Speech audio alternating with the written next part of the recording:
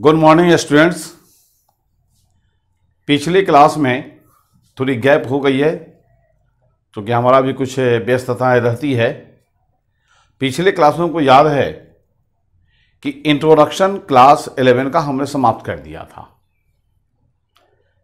बच्चों जरा एनसीईआरटी किताब देख लेना। देखो कि 11 के किताब में 5 यूनिट है, 1, 2, 3, 4 एंड 5। यूनिट 3 में देखना सबसे पहला चैप्टर सेल। हालांकि किताब जो यूनिट बनाया है, यूनिट 1 में कुछ चैप्टर है, यूनिट 2 में कुछ चैप्टर है, यूनिट 3 में चैप्टर है, तो चैप्टर 1, 2, 3 से शुरू करेगा। लेकिन ये यूनिट 3 जब आएगा तो देखना 8वां चैप्टर सबसे पहला है सेल। और हम सेल इसलिए स्टार्ट करते हैं बच्चों कि सेल के बारे में तुम अर्ली एजुकेशन जब 8, 9, 10 में थे कुछ बातें वहां जानते थे। यहां थोड़ी सी विस्तार होगी 11, 12 में हो। इसे बड़ा कोर्स होता है बीएससी, एमएससी, यही चीज और ज्यादा विस्तार में लोग पढ़ता है। एक बात। दूसरा, हम ये बताना चाह रहे हैं कि पढ़ाई में पूरी फोकस एनसीईआरटी की किताब रखना। चूंकि 11, 12 के बाद जो कंपटीशन की दुनिया आती है, मेडिकल का हो, एग्रीकल्चर को हो, या बहुत सारे ब्रांच हमने बताया था, उसमें जो भी परीक्षाएं होती है उसमें सारे क्वेश्चन, अधिकांश क्वेश्चन का जवाब एनसीईआरटी में होगा। लेकिन एनसीईआरटी को समझने के लिए कभी कभी बच्चों को कुछ हेल्पिंग बुक की जरूरत पड़ती है। उस हेल्पिंग बुक में हम कुछ किताब का नाम बता देते हैं, बाकी किताब मार्केट में देख लेना कौन कौन सा आया है। जैसे एक किताब है एलिमेंट्री बायोलॉजी, ये ट्रूमेंस पब्लिकेशन की आती है। एक किताब है एबीसी ऑफ बायोलॉजी, या और कोई किताब में होगी जिसकी जानकारी मार्केट में ले लेना। लेकिन 1, 2 से ज़्यादा मत किताब लेना। एनसीईआरटी जरूर पढ़ना। और 1 या 2 हेल्पिंग बुक का नाम है, हेल्पिंग, हेल्प करता है चैप्टर को समझने में, तो वो भी किताब का अध्ययन कर लेना। बाकी तो हमसे जितना हो रहा है बता रहे हैं ऑनलाइन। तो चैप्टर का नाम हमने शुरू में लिखा है सेल। अब एक प्रश्न आता है, व्हाट इज सेल? सेल क्या है? बच्चों, सेल के बारे में पहले से कुछ नॉलेज तुम्हारे पास होगा। ठीक है कि छोटी क्लास में नॉलेज ही थोड़ा कम ही दिया जाता है और वो उतना ही जोड़िए वहां क्लास के लिए। हम थोड़ा सा समझा रहे हैं सेल है क्या। तुमने लड्डू देखा होगा, लड्डू में बहुत सारे दाने मिल करके पूरा लड्डू तैयार किया है। हम अपनी बात करते हैं, मनुष्य हो तुम भी, हम भी। एक्चुअली हम लोग का बॉडी का जो डिटेल स्ट्रक्चर देखा जाए तो पूरा बड़ी छोटे छोटे यूनिट का बना हुआ है जिसको सेल कहते हैं। वो हमारा ही नहीं, नेचर में जितने एनिमल हैं, जितने प्लांट्स हैं, जितने सजीव हैं, सबका बॉडी एक छोटे यूनिट बना हुआ है। वह जो सबसे छोटी यूनिट है जीवन का, उसको सेल कहते हैं। और ये बच्चों लिखा हुआ है, the smallest unit of life is called cell. जीवन की सबसे छोटी जो यूनिट है, इकाई है, उसी को सेल कहते हैं। ये छोटे क्लास के बच्चों के लिए तो डेफिनेशन ठीक है। ये जो डेफिनेशन है दूसरा, ये भी हमको लगता है 9, 10 में तुम लोग पढ़ा होगा। Cell is the structural and functional unit of life. मतलब जहां जीवन है, जो जीवित है। छोटा मोटा प्लांट देखो, छोटे छोटे कीड़ा देखो। एक नाम सुना होगा बच्चों, अमीबा का। हाई स्कूल में कुछ टीचर बताए होंगे। कहीं कहीं माइक्रोस्कोप स्कूल में भी रहता है, हो सकता है कहीं कहीं दिखाया भी गया होगा। एक बहुत छोटा जीव है वो। जीव है इसका मतलब जीवित है, सजीव है। और उसका बड़ी मात्र 1 सेल का होता है। इसमें पूरी बॉडी एक ही सेल का बना होता है और वह 1 सेल जीवित है। इसमें बहुत सारे सेल मिलकर जिंदा रहे कोई जरूर नहीं है। अकेला 1 सेल जीवित होता है इसका तो बहुत ऐसे जीव हैं जिसका बॉडी मात्र एक सेल का बना हुआ है और उसका स्ट्रक्चर नहीं एक सेल का है, बल्कि उसके सारे फंक्शन, खाता है, सांस लेता है, रिप्रोडक्शन करता है, इस सारा काम एक ही सेल करता है। तो वास्तव में जीवन की सबसे छोटी इकाई ये तुमको जो है सेल है। मतलब ये कि जहां एनिमल का, प्लांट्स का, लिविंग का बॉडी का स्ट्रक्चर बनाता है और वहां फंक्शन भी होता है। इसे लिखते हैं कि cell is the structural and function unit of life. थोड़ा सा बड़ा डिफिनेशन देख लो, अब तुम्हारे क्लास का है, ये 11-12 के बच्चों के लिए है। सेल है क्या, इसको हम एक फिगर से समझा देते हैं। देखोगे एक्चुअली सेल है क्या,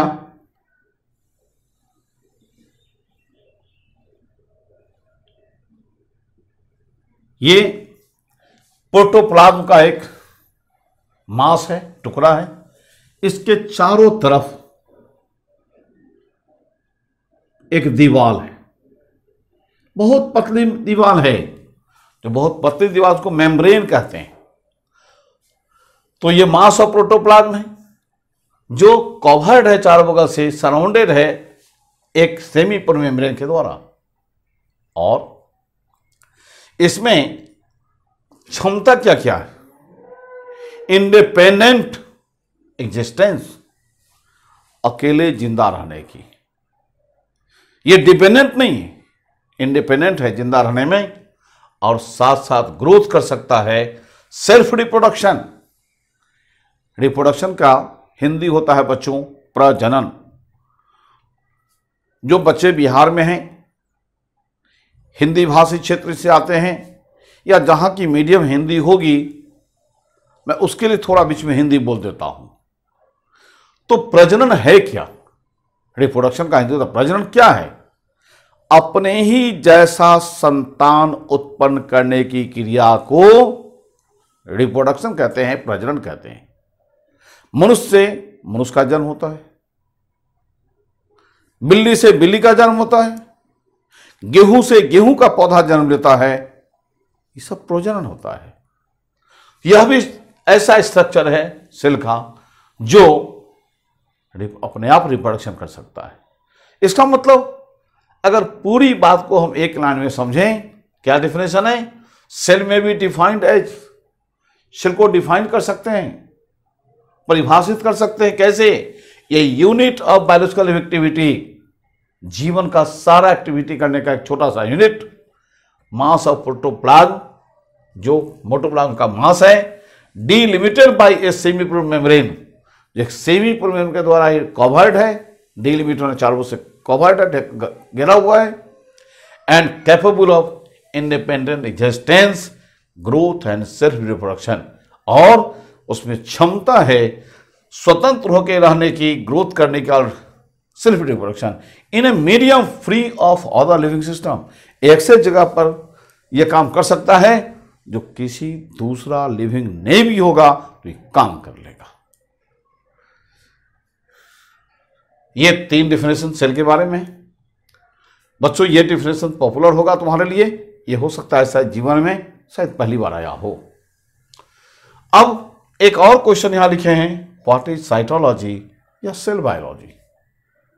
बच्चों हम इंट्रोडक्शन क्लास ले रहे थे, हमने उसमें लिखा था एक चीज, उसमें टॉपिक होगा ब्रांच ऑफ बायोलॉजी। उस ब्रांच ऑफ बायोलॉजी में ये लिखा हुआ होगा साइटोलॉजी या सेल बायोलॉजी। जो वहां लिखा है वो यहां लिखा हुआ है। चूंकि यहां पर इसका बताना जरूरी था इसलिए बता रहे हैं। मैंने कहा था वहां कि उसमें जितने इंट्रोडक्शन में पढ़ाए जो टॉपिक, उसकी बार बार जरूरत पड़ सकती है पूरे बायोलॉजी में, जैसे यहां सेल बायोलॉजी जरूरत पड़ गई।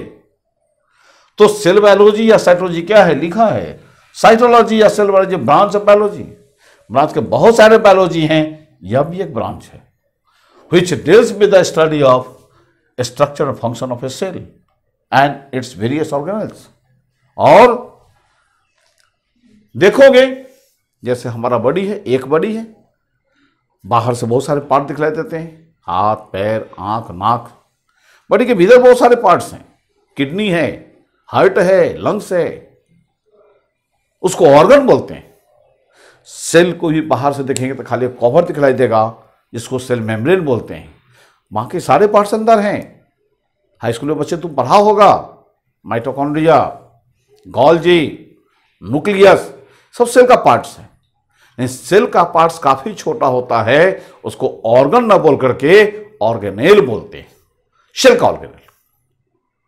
तो सेल के स्ट्रक्चर या फंक्शन को पढ़ें और उसके जो वेरियस सेल ऑर्गेनेल्स हैं, उसके जो डिफरेंट सेल ऑर्गेनेल्स हैं, इसके बारे में पढ़ें। दोनों चीज आता है सेल बायोलॉजी में या साइटोलॉजी में। एक छोटा सा टॉपिक यहां लिख दिए हैं, फादर ऑफ साइटोलॉजी। बच्चों ऑब्जेक्टिव के लिए याद रखो, कभी कभी स्टेट लेवल का जो बोर्ड एग्जामिनेशन होता है या सिंपल कंपटीशंस होता है, वहां भी पूछ लेता है कभी कभी कि फादर ऑफ साइटोलॉजी कौन है। हम दो चीज लिखे यहां, father of cytology and father of modern cytology. Father होता जन्मदाता, साइटोलॉजी का नॉलेज हमारे पास जितना है, उसके जन्मदाता कौन है। वास्तव में शुरुआती जन्मदाता रॉबर्ट हुक है, जिसकी चर्चा अभी कुछ देर के बाद फिर करने वाले हैं। लेकिन मॉडर्न साइटोलॉजी, आज जो मेरे पास इतना नॉलेज साइटोलॉजी का आया है, उसके जन्मदाता कौन है, नाम है उनका स्वानसन। तो दो चीज याद रखना, father of cytology Robert Hooke और father of modern cytology Swanson. इसके बाद आगे बताते हैं बच्चों।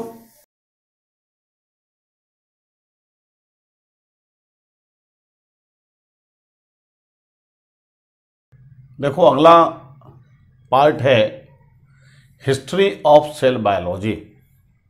हमने इसके ठीक पहले बताया सेल बायोलॉजी क्या है। आज हमारे पास सेल का जितना नॉलेज है, कोई तो हमको नॉलेज दिए ना, कोई खोजे होंगे, कोई साइंटिस्ट होंगे, तभी तो हमारे पास इतना नॉलेज आया। कौन है वो सब? इसमें सेल बायोलॉजी के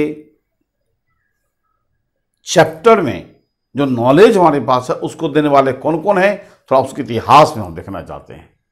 और सबसे पहला नाम आता है रॉबर्ट हुक का, और इनका टाइमिंग है 1665।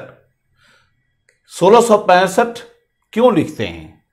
क्योंकि 1665 में ही रॉबर्ट हुक ने क्या किया था, सेल का खोज किया था। अब सोच लो 1665 कब हुआ? ये 1665 कब है? 3 सेंचुरी से ज्यादा हो गया। अब देख लो उस समय में हमारा विज्ञान कितना कमजोर था होगा, काफी छोटे स्टेज में था। उन्होंने एक माइक्रोस्कोप उन्होंने बनाया था, लेंस को जोड़ करके। और बच्चों कॉर्क का नाम तुम लोगों को जब भी पूछते हैं कॉर्क क्या होता है, अधिकांश बच्चों को लगता है क्या बैडमिंटन का कॉर्क, लेकिन नहीं। एक प्लांट का टुकड़ा होता है, मुलायम टुकड़ा होता है, जो अब बहुत कम दिखलाई देता है। जब मैं स्टूडेंट था उस समय में केमिस्ट्री लैब में बोतल सबको बंद करने के लिए वही लगाते थे। वो प्लांट का टुकड़ा होता है। उस प्लांट के टुकड़ा को उन्होंने क्या किया, पतला सा कटिंग करके, और तब उन्होंने क्या किया, माइक्रोस्कोप में लगा के उन्होंने देखा क्या कि पूरी की पूरी कॉर्क छोटे छोटे चैम्बर का बना हुआ है। इस तरह से आज भी बच्चों हमको लगता है बहुत सारे स्कूल में माइक्रोस्कोप है। प्याज के अंदर बड़ी पतली छिलका होती है, उसको निकाल करके माइक्रोस्कोप में दिखला दें तो सेल दिखलाई देने लगता है। तो ये जो कॉर्क का जो पतला सा स्लाइस काट के देखा काफी छोटे छोटे चैम्बर हैं, छोटे छोटे रूम हैं, उसी का नाम रखा उन्होंने सेल। उन्होंने लिखा है इनका क्या योगदान है। इन्होंने खोजा था सेल को, कैसे? By self made microscope. खुद उन्होंने माइक्रोस्कोप बनाया और उनको नाम भी रखा सेल। हालांकि सेल शब्द आया कहां से? एक लैटिन टर्म होता है सेलुला, इसका मतलब होता है रूम या चेंबर। उसी सेलुलर टर्म से सेल इन्होंने रखा था। एक तरह से इसलिए कहते हैं father of cell biology. Cell का खोज उन्होंने किया। देख लो कितने साल का गैप है, लगभग 225 साल का, 1831। इसका मतलब 150 साल 225 साल तक किसी ने सेल के विषय में जानने की कोशिश नहीं की। फिर एक साइंटिस्ट हैं रॉबर्ट ब्राउन, जो 1800 उन्होंने क्या किया, उन्होंने कहा कि जितना प्लांट सेल है सब न्यूक्लियस होता है। ऐसा न्यूक्लियस का खोज इन्होंने किया प्लांट सेल में। इसके बाद देखो कितना कम गैप है। ऐसा लगता है कि फटाक तेजी से सेल के बारे में लोग नॉलेज लेना शुरू किया। 1831 के बाद 1838, 39, 38, 39 में स्लाइडन एंड स्वान उन्होंने एक थ्योरी दिया, नाम पड़ा सेल थ्योरी। बच्चों की चीज जान लो, कोई चीज नया होता है ना, काफी उसका इंपॉर्टेंस होता है। जीवन में तुम्हारा कभी साइकिल आया होगा ना, जिस दिन तुम्हारे घर में साइकिल तुम्हारे लिए आया होगा, उसने कोई मित्र का होगा साइकिल, दोनों पैसा चला के आते हैं, नहीं दिया होगा तुम, क्योंकि बड़ा इंपॉर्टेंट चीज था तुम्हारे लिए। और देखते हैं छोटे छोटे बच्चों को पढ़ाई छोड़ के साइकिल की सफाई करता है। वही साइकिल 2 साल 4 साल 5 साल 8 साल पुराना हो जाता है तो 6-6 महीने साफ नहीं करता है। कोई मांगता है तुरंत देता, क्योंकि वो पुराना हो गया, उसका वैल्यू घट गया, इंपॉर्टेंस घट गया उसके नजर में। तो आज सेल थ्योरी आज का थ्योरी नहीं है, 1831 1838 39 का थ्योरी है, काफी पुराना है। नहीं, जिस जमाने में थ्योरी दी गई थी, एक बायोलॉजी में रिवॉल्यूशन ला दिया था, क्रांति ला दिया था। काफी अपने जमाने का इंपॉर्टेंट थ्योरी है। एक है डेट 1840 1840, पुरकिंजे नाम का साइंटिस्ट। उन आज जो कहते हैं सेल में प्रोटोप्लाज्म होता है, वह प्रोटोप्लाज्म नाम जो है ये दिया हुआ है पुरकिंजे का। हालांकि खोजने वाला साइंटिस्ट है कौन, डुजार्डिन। खोजा था कब, 1839। उन्होंने खोजा था, नाम नहीं रखा था। खोजना नाम रखना अलग चीज है। बच्चे, माता पिता ही बच्चों का जन्म देते हैं, दूसरा कोई जन्म देता है। लेकिन नाम जो रखा जाता है बच्चों का, कभी माता, कभी पिता, कभी दादाजी, कभी दादी जी, कभी परिवार का कोई और या कोई दूसरा आदमी रख देता है। जन्म तो केवल माता पिता देते हैं, नाम कोई रख सकता है। उसी तरह खोजा इन्होंने था, लेकिन नाम इन्होंने रखा, पुरकिंजे ने नाम रखा प्रोटोप्लाज्म। एक है 1865, बहुत इंपॉर्टेंट घटना है बायोलॉजी के लिए। शायद नाम सुना होगा तुम लोग, चूंकि 9th में पढ़ाई होती है, मेंडल की चर्चा होती है। ये मेंडल साहब ने क्या दिया था, मेंडल साहब ने laws of inheritance of characters, माता पिता के बॉडी में जो कैरेक्टर होते हैं वह अगले पीढ़ी में कैसे जाता है। बच्चों देखोगे, माता पिता का ब्लड ग्रुप और बच्चे का ब्लड ग्रुप में बहुत समानताएं होती है। इसी 11-12 में पढ़ोगे आगे कि माता का ब्लड ग्रुप मालूम हो, पिता का ब्लड ग्रुप मालूम हो, बच्चों का कैसे पता चल जाता है। माता पिता के स्किन का रंग बच्चों में चला जाता है, माता पिता के आंख का रंग बच्चों में जाता है, बहुत सारे लक्षण जाते हैं बच्चों में, कैसे जाता है। इसी कैसे का जवाब उन्होंने दिया था laws of inheritance of character. तो ये जो कैरेक्टर माता पिता जाते हैं, ये जो इन्होंने दिया, इस लॉज को कहते हैं, इस नियम को कहते हैं मेंडलिज्म। एक है 1868, काफी इंपॉर्टेंट घटना है ये, हक्सली। इन्होंने प्रोटोप्लाज्म का इंपॉर्टेंस बताया। मान लो किसी का एक्सीडेंट होता है, एक उंगली कट जाती है, यहां हथेली कट जाती है, हाथ कट जाता है, क्षति तो हुआ लेकिन लाइफ नहीं जाएगा। इतना बड़ा हाथ कट गया, पेशेंट जिंदा रहेगा। एक पैर कट गया, पेशेंट जिंदा रहेगा। लेकिन एक पार्ट होता है हाथ और पैर से छोटा, किडनी, वो खराब हो गया तो जीवन समाप्त हो जाती है। हार्ट काम करना बंद कर दिया, जीवन समाप्त हो गया। हमारे बॉडी में हर पार्ट का इंपॉर्टेंस है, लेकिन हार्ट और किडनी का इंपॉर्टेंस लगता है हाथ से ज़्यादा है, उंगली से ज़्यादा है। उसी तरह इस सेल में, ये सेल है, इसके अंदर एक फ्लूइड है, नाम इसका है प्रोटोप्लाज्म। और इसी प्रोटोप्लाज्म में सेल के बहुत सारे ऑर्गेनेल्स रहते हैं। अगर किसी माइटोकॉन्ड्रिया नहीं है, माइटोकॉन्ड्रिया के अलावा गोल्जी नहीं है, सेल जिंदा रहेगा। लेकिन अगर प्रोटोप्लाज्म नहीं है तो सेल में जीवन नहीं रहेगा, सेल का जीवन समाप्त हो जाएगा। इसका मतलब सेल के जिंदा रहने के लिए, जीवन के लिए प्रोटोप्लाज्म काफी जरूरी है। यह बात हम नहीं कर रहे हैं, ये बात हक्सले ने कहा था 1868 में। उन्होंने कहा था कि protoplasm is the physical basis of life, जीवन का भौतिक आधार है। अगर प्रोटोप्लाज्म नहीं होगा तो सेल का जीवन समाप्त हो जाएगा। इसका मतलब इन्होंने प्रोटोप्लाज्म के इंपॉर्टेंस को बताया। नेक्स्ट है 1875 स्ट्रासबर्गर, उन्होंने क्रोमोसोम का खोज किया। बच्चे क्रोमोसोम का नाम सुना होगा, जो हिंदी भाषी के बच्चे में बता देता हूं, उसकी हिंदी होती है गुणसूत्र। तो ये गुणसूत्र का खोज उन्होंने किया था, लेकिन तुमको हम थोड़ा क्रॉस करके आगे बताते हैं। 1888 नाम रखा था वाल्डेयर ने, तो खोजा था स्ट्रासबर्गर ने और नाम रखा क्रोमोसोम वाल्डेयर ने। उसी तरह आओ 1880 कोलिकर, इन्होंने माइटोकॉन्ड्रिया का खोज किया, लेकिन देख लो 1897-98 में बेंडा ने इसका नाम रखा। एक बीच में एक घटना है फ्लेमिंग, तुमने नाम सुना होगा सेल डिवीजन का, कोशिका विभाजन का, तो हिंदी में समसूत्री विभाजन, अर्धसूत्री विभाजन पढ़ा होगा। अंग्रेजी में कहते हैं माइटोसिस और मियोसिस।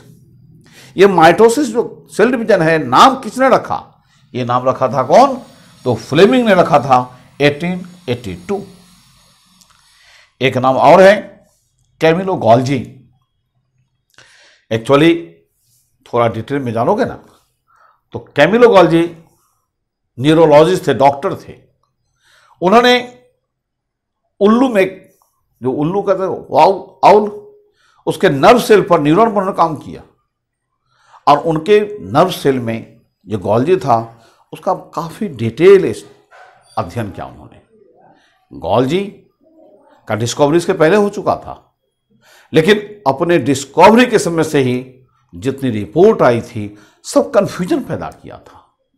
सबसे पहला साइंटिस्ट हैं गोल्जी के बारे में जो रिपोर्ट किए, कैमिलो गोल्जी, वह काफी विस्तार से। और इनके रिपोर्ट के बाद गोल्जी का जो नॉलेज के विषय में जितना कंफ्यूजन था, जितनी कंट्रोवर्सी थी, सब समाप्त हो गई, और एक अच्छी नॉलेज इन्होंने दिया था। इसीलिए इन्हीं के नाम पर गोल्जी बॉडी नाम पड़ गया। यह था 18। अब थोड़ी सी आते हैं जस्ट पिछले के सेंचुरी में क्या क्या हुआ था 1900 में। अब आते हैं, मिटा करके लिखते हैं।